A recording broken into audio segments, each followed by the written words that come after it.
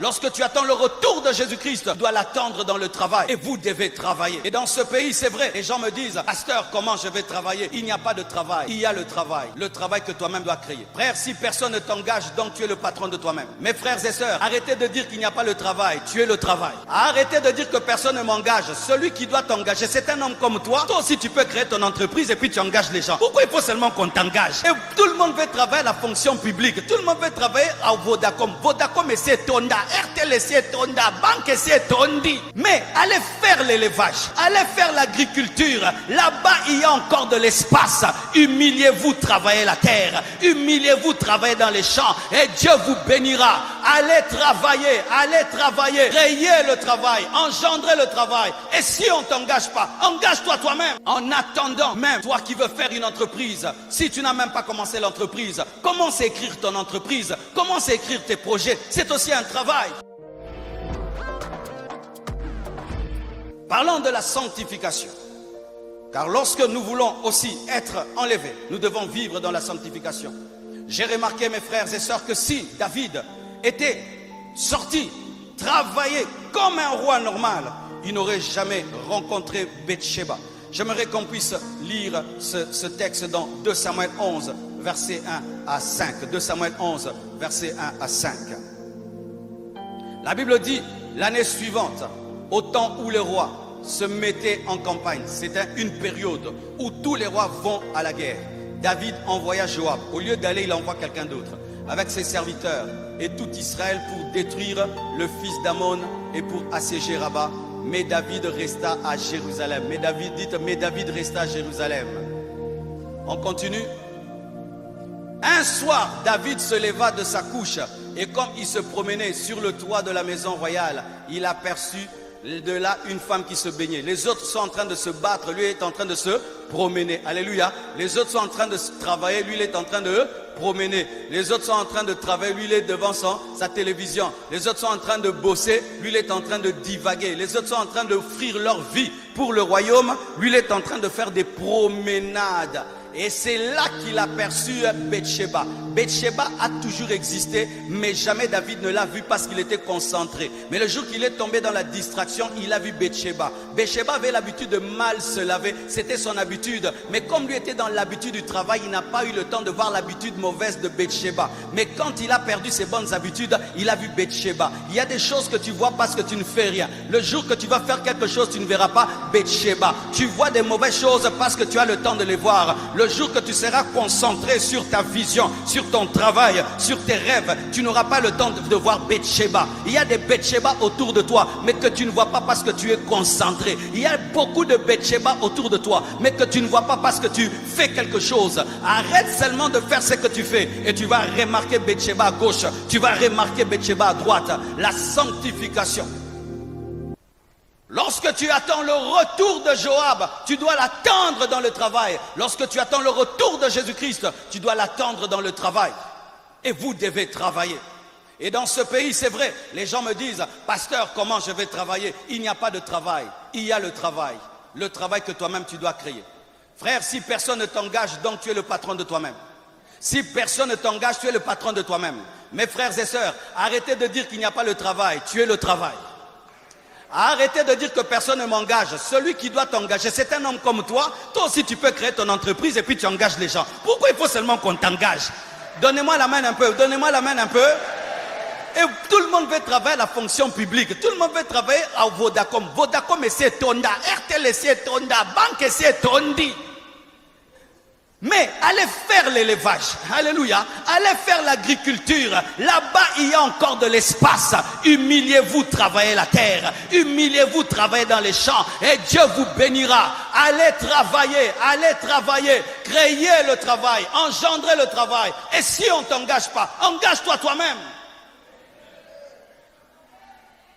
En attendant même, toi qui veux faire une entreprise, si tu n'as même pas commencé l'entreprise, commence à écrire ton entreprise, commence à écrire tes projets, c'est aussi un travail. Étudie de tout ton cœur, c'est un travail. Si tu fais le sport, fais l'entraînement, c'est un travail. Si tu fais le basket, fais bien, saute bien, c'est un travail. Si tu joues au tennis, joue bien, c'est un travail. Il n'y a pas de saut métier, il n'y a que des sautes gens. Alléluia. Aime ton travail, bosse dur et bosse dur, même si Jésus revient bientôt. Car lorsque tu négliges ta vie, tu négliges ta récompense, car c'est en travaillant que tu peux aider les autres, et en aidant les autres, tu auras la récompense au tribunal de Christ, parce qu'après l'enlèvement, ce sera le tribunal de Christ, et on ne peut te récompenser que de l'amour que tu as manifesté. Comment tu vas aider les pauvres si toi-même tu es pauvre? Comment tu vas aider les orphelins si toi-même tu es pauvre? Comment tu vas aider les veuves si toi-même tu es pauvre? Prenez vos vies en main et bossez dur, travaillez dur, au point où vous atteindrez le niveau d'envoyer des missionnaires. Toi-même, tu envoies les missionnaires, toi-même, tu loues le stade, toi-même tu finis ce temple, toi-même, tu envoies un missionnaire, toi-même tu loues un stade et tu fais prêcher un évangéliste. Comment tu peux avoir des mains mais tu souffres de pauvreté? Comment tu peux avoir des mains et tu ne fais que demander toute ta vie? Comment tu peux avoir des pieds et tu ne fais que demander toute ta vie? Regardez toujours bien les gens à qui vous demandez, s'ils n'ont pas des pieds comme vous, s'ils n'ont pas des mains comme vous, s'ils n'ont pas des têtes comme vous. Celui à qui tu demandes tous les jours, regarde-le, il est comme toi. Des fois même tu es plus intelligent que lui, des fois même tu es plus fort que lui, des fois frère. Et ce qui me blesse, c'est que des fois tu vois des infirmes qui travaillent au beach là-bas et qui transportent des choses sur leurs pieds malades. Ils transportent des sacs, ils les prennent dans les bateaux et ils les sortent. Mais il y a des gens en bonne santé qui ne font que demander. Et si on ne l'aide pas, ils se fâchent. Il y a un temps, les gens t'aideront, mais un jour ils se fatigueront de toi. Tu dois opérer dans l'autonomie. Tu dois opérer dans l'autonomie. Et tant que tu as la force, tu peux faire quelque chose. Et cela va te sanctifier. Si tout le temps tu penses à tes marchandises, tu as le temps de penser aux femmes.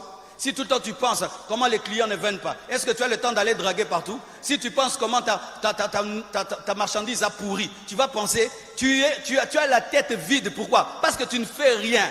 Remplis ta tête des projets, des statistiques. Remplis ta tête des livres. Remplis ta tête des choses à faire. Remplis ta tête.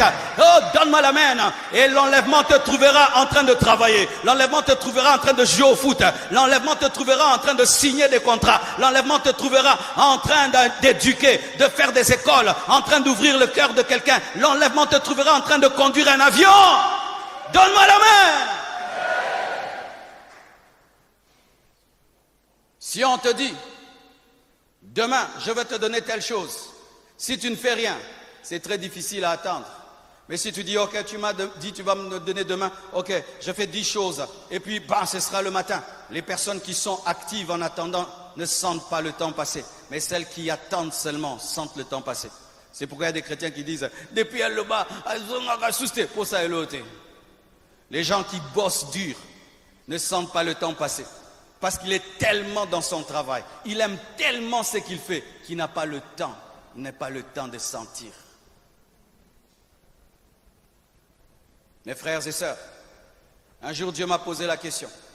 Il m'a dit, si tu n'étais pas pasteur, qu'est-ce que tu ferais dans la vie? C'était un temps, les gens insultaient les pasteurs. Oh, vous vivez sur les dos des gens. Oh, vous vivez sur les dos des gens. Vous vivez sur les dos des gens. Et vous ne faites rien. Vous ne faites rien. Et puis j'ai dit, je prêche aussi, je prêche. Et Dieu m'a dit, oui, tu prêches. Mais si tu n'étais pas pasteur, qu'est-ce que tu ferais? C'est là que j'ai compris, frère, que même si Dieu t'appelle, ce n'est pas que ton cerveau est mort et ne peut parler que de la Bible. J'ai dit, moi, j'aime beaucoup les maisons. J'aime beaucoup investir dans les maisons. J'aime beaucoup écrire. J'aimerais être un écrivain. J'aimerais être vraiment un entrepreneur, un constructeur, un bâtisseur. Mais Dieu me dit, mais fais-le, non? Ce n'est pas parce que tu es pasteur que tu ne peux pas bâtir. Ce n'est pas parce que tu es pasteur que tu ne peux pas écrire. Tu peux être écrivain, tu es pasteur. Et aujourd'hui, mes frères, Dieu m'a béni dans ce domaine-là. De sorte que quand je te prêche ici, même si tu ne me donnes pas l'argent, j'ai l'argent. Mes locataires sont en train de payer, de payer, de payer et de payer et de payer. Mais j'ai commencé avec une chose, une petite maison. Quelqu'un avait construit une maison là, qu'il avait abandonnée. Il m'a demandé de l'acheter à un petit montant. Le peu que j'avais, j'ai acheté. Et puis j'étais fidèle en ça. Dieu a dit, comme tu commences, moi aussi je vais le faire. Tu as raté tes affaires. Un jour Dieu t'a donné 2000 $. C'était pour commencer ton affaire. Tu as acheté avec un téléphone.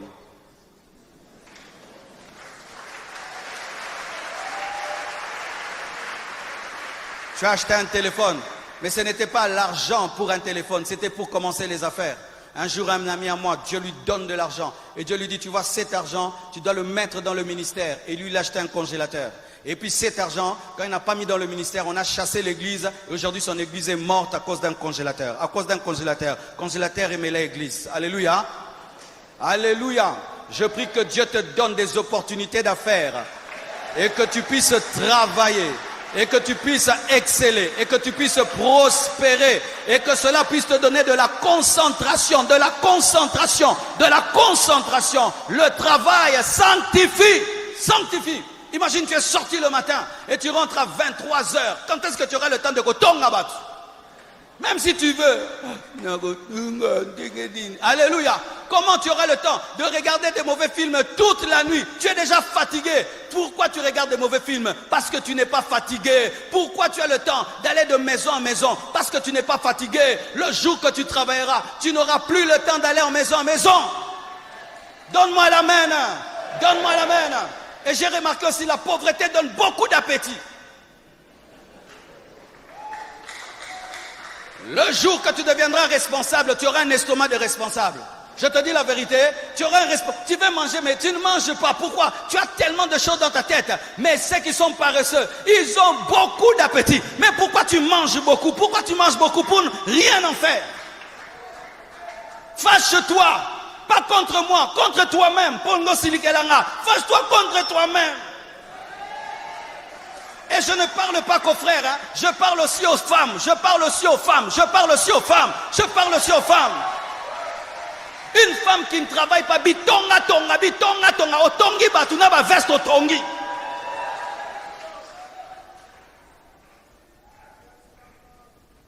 Lorsque dans un pays, le taux de chômage est élevé, le taux des péchés aussi est très élevé. Lorsque les gens travaillent, tout le monde marche vite, ils n'ont pas le temps de critiquer. Ils entrent vite.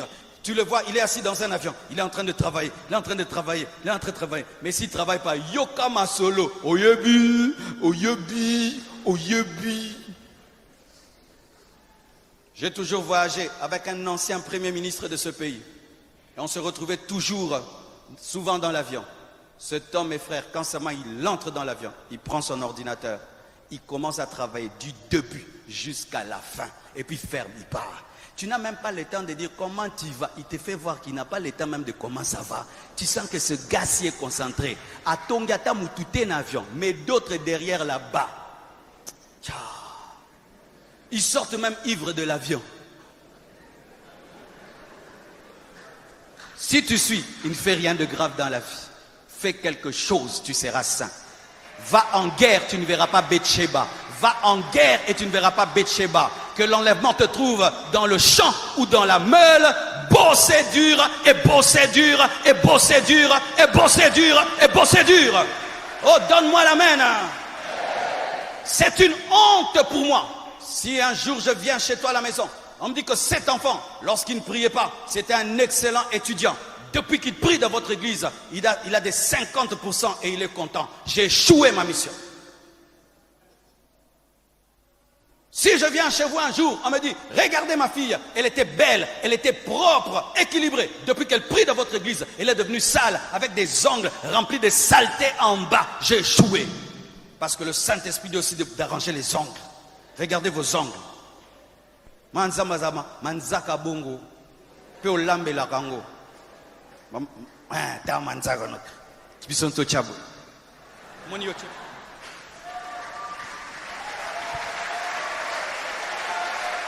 Oh, sincèrement, moi, quelqu'un, je te regarde, tes ongles sont sales. Je vais douter de manger ta nourriture. Je vais douter de travailler avec toi. Si tu ne peux pas laver les ongles, tu vas laver un bureau. Ce sont des petites choses qui ne trompent jamais des ongles sales. Quelqu'un qui a les ongles sales, tu es sale sans prophétie. Je sais que sous ton lit, il y a des choses.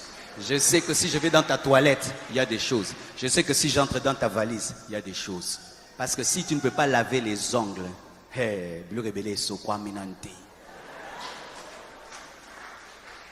bas amène, Zakil équilibre, le bas amène à bien. Alléluia. Dieu arrange les gens, Dieu n'abîme pas les gens. Si quand toi tu étais païen, tu avais 50%, maintenant tu dois avoir des 70 et des 80%. Si toi, quand tu étais païen, tu étais sale, maintenant tu deviens propre. Si quand tu étais païen, tu étais négligent, maintenant tu deviens assidu, excellent. Tu ne peux pas, tu étais païen, tu étais excellent, maintenant tu es chrétien, tu deviens médiocre. Ça, ce n'est pas l'évangile. Un tel évangile détruit le pays. Un tel évangile détruit les familles. Un tel évangile nous rend inconsommables dans la société et sans impact.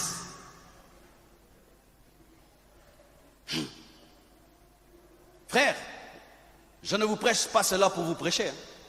Parce que moi, quand nous nous sommes convertis, on nous prêchait tous les jours l'enlèvement. Et on prêchait mal. Les gens qui prêchaient l'enlèvement n'aimaient pas étudier. Ils n'aimaient pas le travail. C'est pourquoi il faut faire attention au goût du pasteur. Il y avait des prédicateurs qui n'aimaient pas les études et qui n'aimaient pas le travail. Et quand ils prêchaient aux jeunes, ils déclenchaient des jeunes qui arrêtaient les études, des gens qui ne travaillaient pas, qui vivaient à la permanence. Et à la permanence, on nous donnait du pain, du lait, du pain, du lait. Et quand je suis entré dans les églises, mes frères, j'étais un beau garçon, je m'habillais très bien, j'étais un sapeur. J'ai commencé à m'habiller, mes frères, noir-blanc, avec les niaou. Pourquoi? Jésus revient bientôt.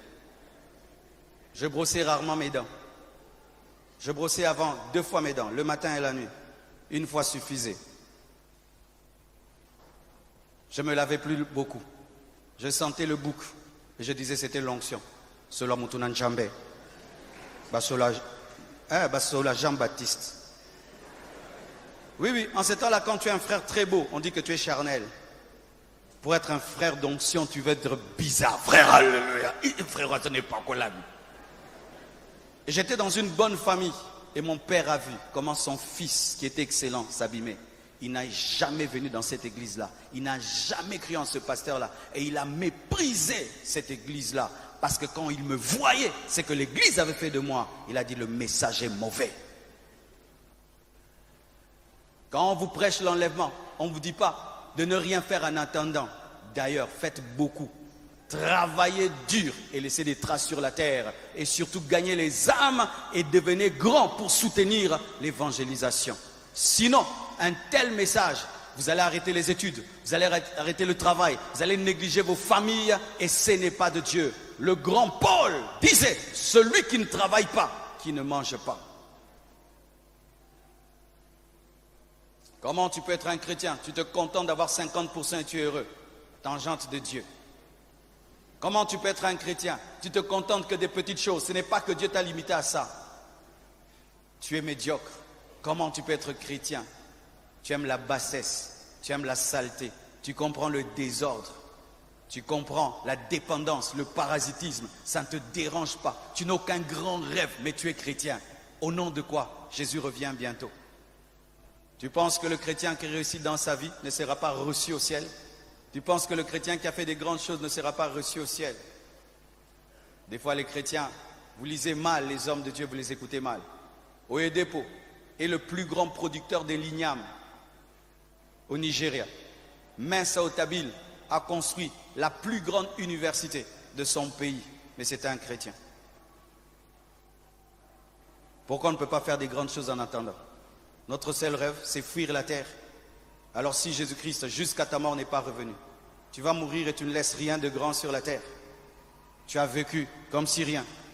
C'est ça être chrétien, c'est être enfant de Dieu. Au-delà de prier, quels sont vos grands rêves? Parce que mes frères, vraiment, être dans un pays comme celui-ci, et il n'y a presque pas des milliardaires, presque pas de multimillionnaires. Ce n'est pas normal, mes frères. Même les pierres ont l'électricité au Congo maintenant. Vous imaginez des choses comme ça? On a le coltan qui fait toutes ces voitures électriques, tous ces téléphones-là. Mais nous qui avons tout ça sous nos pieds, aucun rêve dans nos têtes de les utiliser et de les employer. Au nom de l'évangile.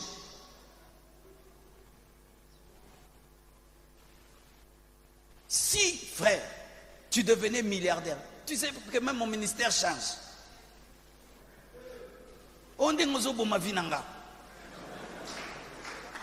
Alléluia.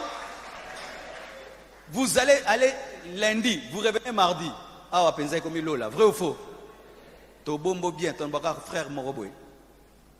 C'est ça le problème des chrétiens.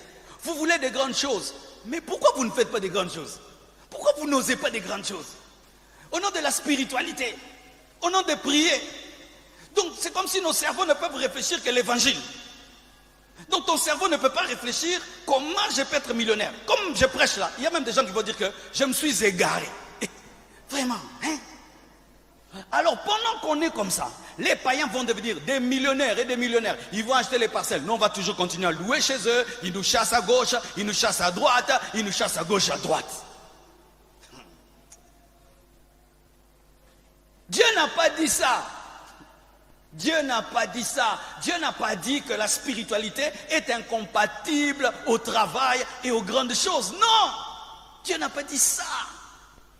C'est possible de faire des grandes choses, être très spirituel. C'est possible d'attendre l'enlèvement, mais je fais aussi des grandes choses sur la terre. C'est possible d'attendre le ciel et d'impacter la terre.